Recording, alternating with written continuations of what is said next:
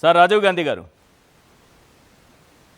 Steel plant కార్మికుల నుంచి street vendors వరకు విశాఖలో ఏంటి దారుణం, ఏంటి మోసం? అక్కడి నుంచి ఇక్కడ వరకు స్టీల్ ప్లాంట్ ఎక్కడ, స్ట్రీట్ వెండర్స్ ఎక్కడ, ఎవరిని వదిలిపెట్టట్లేదు. సార్ ఈశ్వర్ గారు, మీకు మీతో పాటు పాల్గొన్న ప్యానలిస్టులకి, సాక్షి టీవీ న్యూస్ ఛానల్ వీక్షకులందరూ కూడా నా హృదయపూర్వక నమస్కారాలు. సార్, విశాఖపట్నంలో గత 5 రోజులుగా కూటమి ప్రభుత్వం ఒక విధ్వంస కాండానే సృష్టిస్తుంది. ఈ రోజు విశాఖపట్నంలో ఈ కూటమి ప్రభుత్వం వల్ల తీసుకున్నటువంటి దిక్కుమాల చర్యల వల్ల ఎవరు బాధితులు అయ్యారు అంటే, వీళ్ళెవరు పెద్ద పెద్ద గొప్ప గొప్ప ఇండస్ట్రియలిస్టులో వేల కోట్లకు అధిపతిలో కాదు సార్. ఈ రోజు ఇబ్బంది పడుతున్న వారు ఎవరు అంటే, తాడిత పీడిత కార్మిక కర్షక భేద బడుగు బలహీన వర్గాల వారు.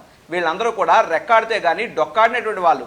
ప్రతిరోజు 4 వేళ్ళు నోట్లోకి వెళ్తే చాలు అనుకునేటటువంటి అతి సామాన్యులు, పేద వర్గాలు, నిమ్న వర్గాలు వీళ్ళంతా కూడా ప్రతిరోజు విశాఖపట్నంలో ఏ రకంగా బతుకుతారు?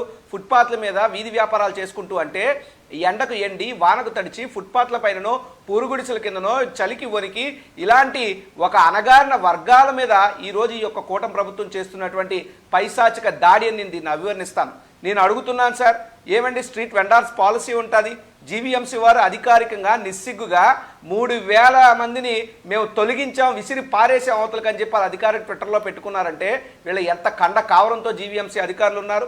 దీంట్లో ఖచ్చితంగా ఎమ్మెల్యేల పాత్ర, కార్పొరేటర్ల, కూటమి ప్రభుత్వం యొక్క కార్పొరేటర్లు కానీ లేదా పార్లమెంటు సభ్యులు కానీ వీళ్ళు ఒకటే అడుగుతున్నా, వీళ్ళు చేసింది మంచి అనుకుంటే, వీళ్ళకి దమ్ము, ధైర్యం, సత్తా, చేవ ఉంటే ఇలా స్ట్రీట్ వెండర్స్ మధ్యలో నిలబడి మాట్లాడగలిగినటువంటి దమ్మున్న ఎమ్మెల్యే ఎవరైనా కూటమి ప్రభుత్వంలో ఒకడున్నాడా?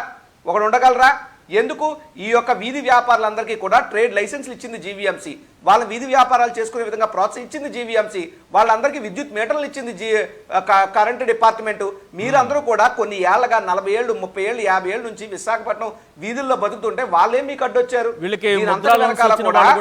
వినిపిస్తున్నటువంటి మాట, ముద్రా లోన్స్ వచ్చిన వాళ్ళు ఉన్నారు. లోన్స్ ఇవ్వాలంటే బ్యాంకులు ఉచితంగా ఇచ్చేవి కదా. ఎక్కడ పెట్టుకుంటున్నారు, ఏం పెట్టుకుంటున్నారు, లైసెన్స్ ఉంది, అన్ని చూస్తారు కదా. జగన్ గారు కూడా జగన్ అన్న తోడిచ్చినట్టున్నారు చాలా మందికి. ముద్రా లోన్స్ వాళ్ళు, డైలీ ఫైనాన్స్ వాళ్ళు, వైఎస్ఆర్ చేయూత వాళ్ళు, లేదంటే మహిళలు స్వయం అభివృద్ధి పథకం కింద చేసుకునేటటువంటి వాళ్ళు కొన్ని వేల మంది సార్. ఇక్కడ ఇంకో విషయం గమనించండి, చంద్రబాబు నాయుడు గారు ప్రభుత్వం వచ్చిన తర్వాత 2014 నుంచి 19 కానీ లేదా ఇప్పుడు కానీ విశాఖపట్నానికి తెచ్చిన ఒక దిగ్గజ కంపెనీ పేరు చెప్పమనండి.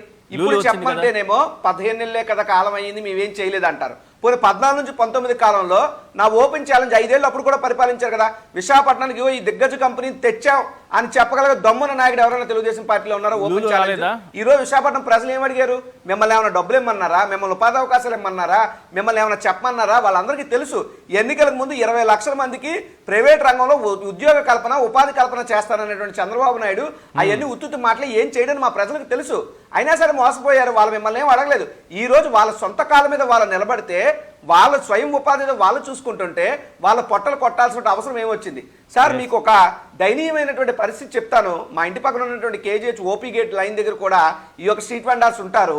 వాళ్ళందరూ కూడా 20 రూపాయలకి 5 ఇడ్లీ అమ్ముతారండి. 10 రూపాయలకు చారు, 10 రూపాయలు పప్పు, 30 రూపాయలకు భోజనం అందిస్తారు. కొబ్బరి బొండం కానీ, కొబ్బరికాయ కానీ, నిమ్మకాయ కానీ, ఇవన్నీ కూడా అక్కడ ఉన్నటువంటి పేషెంట్స్ కి చాలా అందుబాటు ధరలో పక్కనే ఉంటాయి, ఎక్కడికి వెళ్ళలేరు.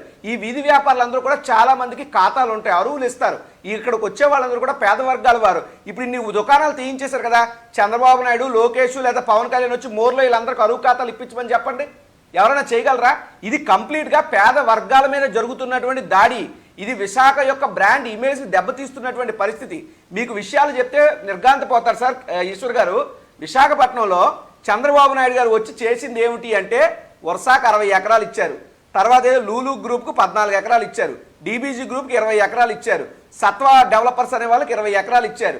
ఇంత పెద్ద పెద్ద వాళ్ళందరికీ ఎకరాలు విశాఖపట్నంలో మీరు దోచిపెడుతూ పేద వర్గాల మీద, ఫుట్పాత్ల మీద బతికే వాళ్ళ మీద మీరు ఉక్కుపాదం మోపుతున్నారు. మీరు వాళ్ళ పట్ల పైశాచిక ఆనందం పొందే విధంగా చర్యలు తీసుకుంటున్నారంటే మీరు మనుషులా లేదా ఇంక రాక్షస రూపంలో ఉన్నటువంటి కూటమి నాయకులు అన్నటువంటి అనుమానం పేద ప్రజల్లో కలుగుతుంది. విశాఖపట్నానికి అంటూ చంద్రబాబు నాయుడు గారు చేసింది శూన్యం. విశాఖపట్నంలో గతంలో కేంద్రం ఈఎస్ఐ ఆసుపత్రిని శాంక్షన్ చేస్తే శంకుస్థాపన చేసి వదిలేశాడు చంద్రబాబు నాయుడు.